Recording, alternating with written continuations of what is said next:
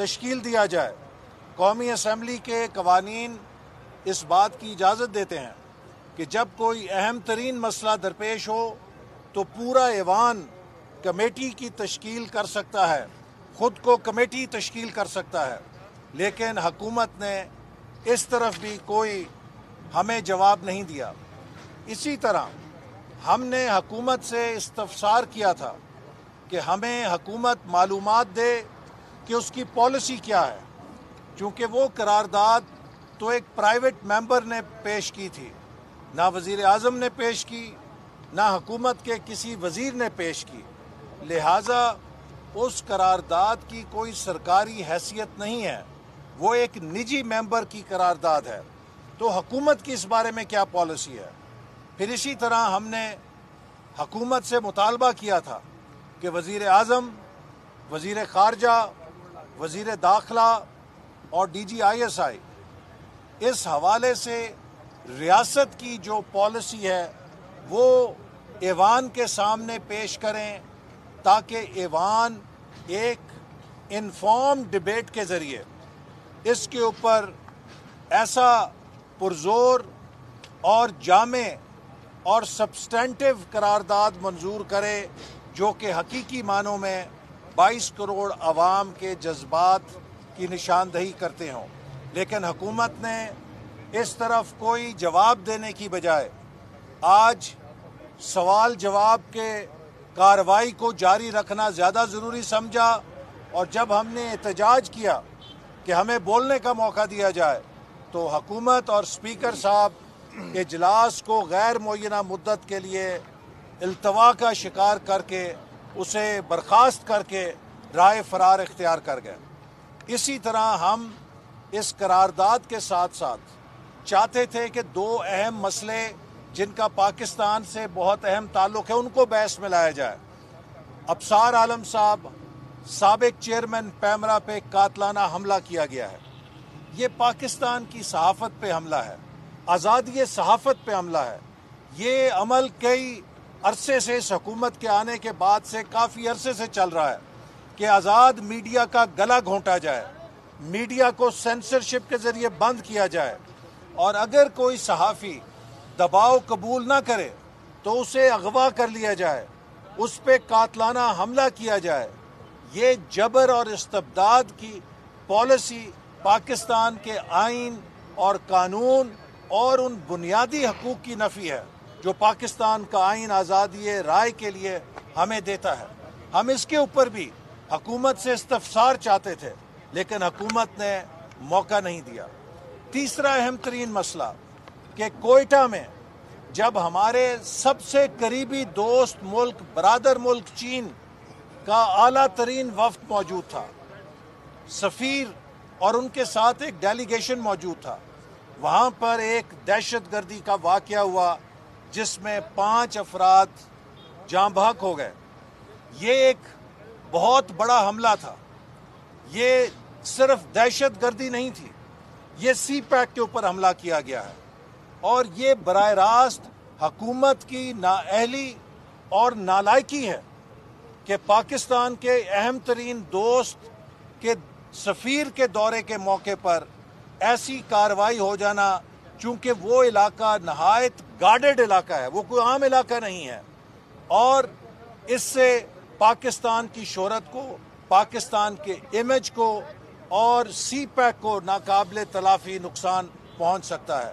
اور یہ بات بھی میں کہوں گا کہ یہ واقعات دہشت گردی کے اس لیے زور اٹھا رہے ہیں کہ حکومت نے سیکیورٹی کے اداروں کو دہشت گردی کا مقابلہ کرنے کی بجائے اپوزیشن اور خاص طور پہ مسلم لیگ نون کے رہنماؤں کے خلاف جھوٹے مقدمے قائم کرنے، ان کے خلاف انتقامی کارروائیاں کرنے پر جھونک دیا ہے۔ ہمارے زمانے میں یہ ادارے 200% دہشت گردی کے اوپر کام کرتے تھے، سیاسی مخالفین کے خلاف استعمال نہیں کیا جاتا تھا، جس کا نتیجہ تھا کہ پاکستان میں ہم نے دہشت گردی کو شکست دی۔ لیکن پچھلے کئی عرصے سے ہم دیکھ رہے ہیں کہ دہشت گردی دوبارہ سر اٹھا رہی ہے، جس کی وجہ یہ ہے کہ اس حکومت کی ترجیح دہشت گردی نہیں ہے، اس حکومت کی ترجیح اپوزیشن کے خلاف جھوٹے مقدمے، انتقامی کارروائیاں ہیں۔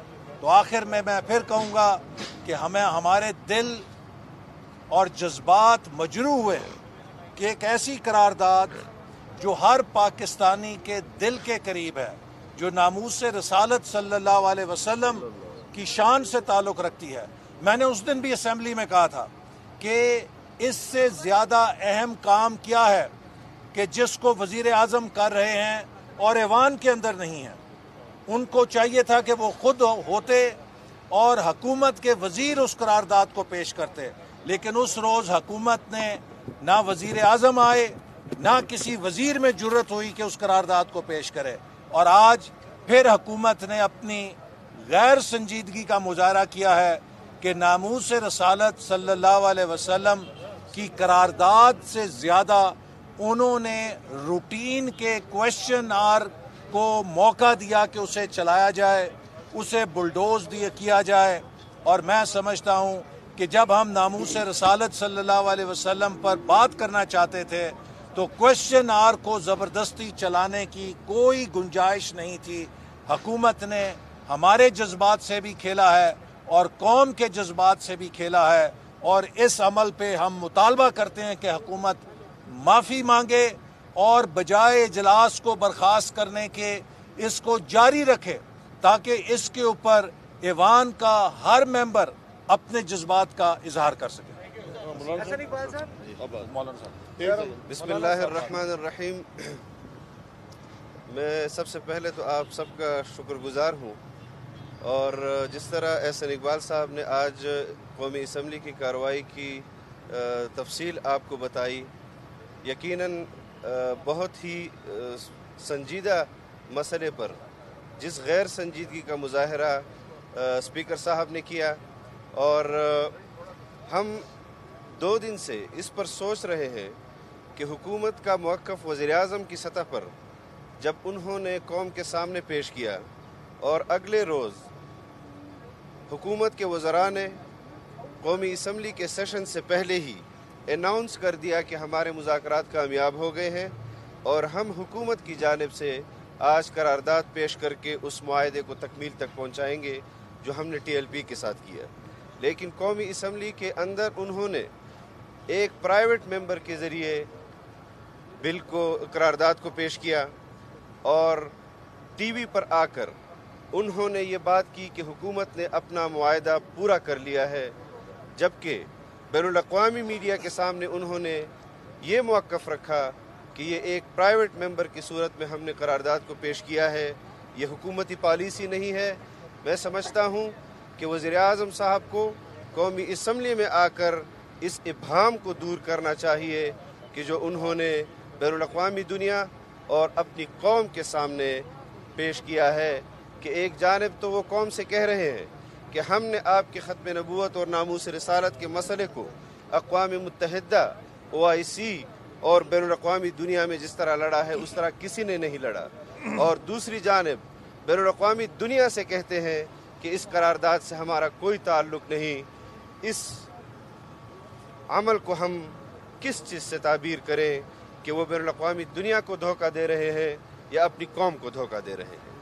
دوسری بات یہ ہے کہ جس طرح آج کل ملک کے اندر سیکیورٹی کے مسائل ہیں، ہم سمجھتے ہیں کہ کوئٹہ دھماکہ یہ ہم پاکستان پر اس کو حملہ تصور کرتے ہیں، اور دیگر ملک کے اندر بھی جو صورتحال ہے اور جس کی بنیاد معاشی صورتحال بنی ہے کہ ڈھاکہ، چوری اور قتل و غارت جس طرح گلی گلی میں اس وقت رقص کر رہی ہے، ہم مطالبہ کرتے ہیں کہ ملک کے اندر فی الفور امن کے حوالے سے اقدامات اٹھائی جائے۔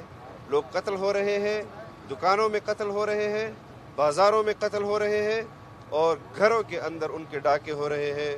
خدا را حکومت ہوش کے ناخن لے، قوم کا پیمانہ صبر سے لبریز ہو چکا ہے۔ ہم قومی اسمبلی کے اندر قوم کے مسائل کو اجاگر نہیں کر سکتے، ناموس رسالت کے مسئلے پر بات نہیں کر سکتے، ختم نبوت کے مسئلے پر بات نہیں کر سکتے، اور قوم بلبلا رہی ہے. میں سمجھتا ہوں کہ اپوزیشن کی تمام جماعتیں ان کو بھی اس حوالے سے ہنگامی طور پر میٹنگ بلانی چاہیے اور دیر نہیں کرنی چاہیے، بلکہ رمضان المبارک کے اندر ہی اس پر غور و خوض کر کے ایک پالیسی دینی چاہیے قوم کے جذبات کی ترجمانی کے لیے.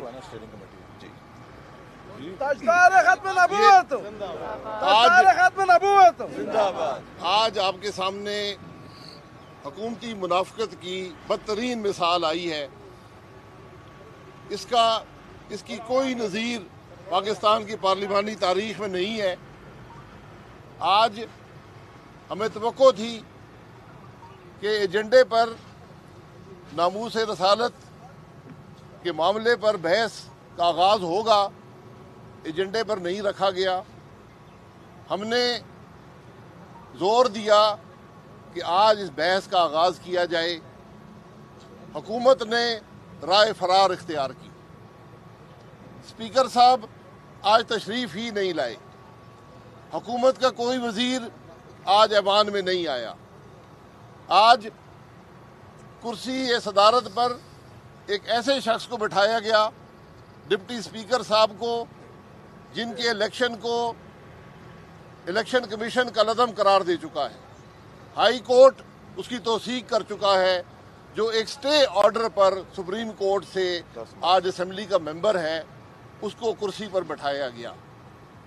میں گزارش یہ کرنا چاہتا ہوں، میں نے منگل کے دن بھی کہا تھا کہ اگر اسمبلی میں بات نہیں ہو سکے گی، عوام کے مسائل کی بات ایک طرف، ابصار عالم صاحب پر حملہ ایک طرف، آزادی صحافت پر حملہ ایک طرف، ہم وہ برداشت کر سکتے ہیں. لیکن اگر ناموس رسالت پر بات نہ ہو سکے، پھر میں معذرت سے کہوں گا کہ وہی ہوگا جس کی نشاندہی میں نے منگل کو کی تھی. پھر افسوس کا اظہار مت کریں. آپ کیوں ایوان سے بھاگتے ہیں؟ جو دعوے کرتے ہیں کہ ہم دنیا کے سامنے معاملے کو لے کر جائیں گے، اقوام متحدہ میں لے کر جائیں گے، OIC میں لے کر جائیں گے، آج وہ اپنی قومی اسمبلی میں، جو اس ملک کا سب سے بڑا ادارہ ہے، ناموس رسالت کے مسئلے پر بحث سے گریزاں ہیں. اس کی کیا وجہ ہے؟ کس بات سے گھبراتے ہیں آپ؟ اور آج وہاں پر صرف اپوزیشن کے لوگ نہیں تھے، اپوزیشن کی تمام جماعتوں کے لوگ تھے، حکومتی بینچ سے بھی لوگ تھے، حکومت کے MNA بھی آج موجود تھے، جو کہہ رہے تھے کہ اس ناموس رسالت کے معاملے پر بحث کی جائے. آج حکومت کس بات سے ڈر رہی ہے؟ ہماری مطالبہ ہے، کل چھٹی کا دن ضرور ہوگا، لیکن یہ معاملہ اس سے بڑا ہے. کل سے بحث کا آغاز کیا جائے. ایک متفقہ قرارداد قومی اسمبلی سے آنی چاہیے تاکہ سارے ملک کو پتہ چلے کہ پاکستان کے عوام ناموس رسالت کے معاملے پر متحد ہیں. پاکستان کے عوام ایک ہیں. ہمارے سیاسی مسائل ہو سکتے ہیں، ہمارے اختلافات ہو سکتے ہیں، ناموس رسالت پر کوئی دو رائے نہیں ہے ملک کے اندر. یہ معاملہ ہر پاکستانی، ہر مسلمان کے دل کے قریب ترین معاملہ ہے. آج عمران خان اس معاملے سے بھی بھاگے گا، اس کو ہم بھاگنے کی جگہ نہیں دیں گے. یہ بات آپ یاد رکھیں. میں پھر مطالبہ کرتا ہوں کہ اگر آج شام کو اجلاس نہیں بلا سکتے تو کل صبح اجلاس بلائیں، تاکہ یہ معاملہ، آج پورا ملک انتظار کر رہا ہے کہ اس معاملے پر قومی اسمبلی کوئی متفقہ قرارداد پاس کرے گی تاکہ ہم ساری دنیا کے سامنے پاکستان کے عوام کے جذبات رکھ سکیں. بیان آیا جس میں کہا گیا کہ حکومت نے جو قرارداد لانی تھی وہ لے آئے. اب پیپلز پارٹی اور نون لیگ اگر کوئی اپنی قرارداد لانا چاہتے ہیں تو وہ لا سکتے ہیں. قرارداد پڑھی ہے کسی نے جو حکومت لائی ہے؟ ہم کہتے ہیں اسی سے ابتدا کر لیں. اس میں پہلا نقطہ کیا ہے؟ ذرا پڑھ لیں اپنی قرارداد کو. حکومت کے ترجمان جو ہے، یہ اگر حکومت نے لانا تھا تو حکومت نے وزیروں نے کیوں پیش نہیں کی؟ وزیر اعظم کو پیش کرنی چاہیے تھی. کیا یہ معاملہ اتنا معمولی نوعیت کا ہے کہ وزیر اعظم ایوان میں تشریف نہیں لا سکتا؟ اس کے وزیر قرارداد نہیں دے سکتے؟ عوام کو بیوقوف نہ بنائیں. یہ معاملہ صرف سیاست کا نہیں ہے، یہ معاملہ پاکستان کے ہر شخص کے دل کے قریب ہے. یہ سیاسی باتیں نہیں ہیں جو ہم کر رہے ہیں یہاں پر. اچھا شائقہ خان عباسی صاحب، یہ بتا دیں کہ آپ کی جماعت کا اور آپ کی جماعت کا فرانسیسی سفیر کے معاملے پر واضح موقف کیا ہے؟ ہمارا بڑا واضح موقف ہے کہ ریاست اس معاملے پر اپنی پالیسی ایوان میں رکھے تاکہ اس پر کوئی فیصلہ ہو سکے. یہ ریاستی معاملات ہیں. اپوزیشن اسمبلی صرف اس پر بحث نہیں کر سکتی. حکومت پالیسی لائے گی، اس پالیسی پر بحث ہوگی، اس کے بعد پارلیمان فیصلہ کرے گا. بہت شکریہ. میاں نواز شریف صاحب کی جائیداد نیلام کرنے کا حکم دیا نیب کورٹ نے ابھی سر، اس پہ کیا رد عمل ہے آپ کا؟ میاں نواز شریف صاحب کی جائیداد نیلام ہونے کے بعد نواز شریف صاحب کا سب کچھ لے لیں، ناموس رسالت پر سب کچھ قربان ہے. زندہ باد، زندہ باد.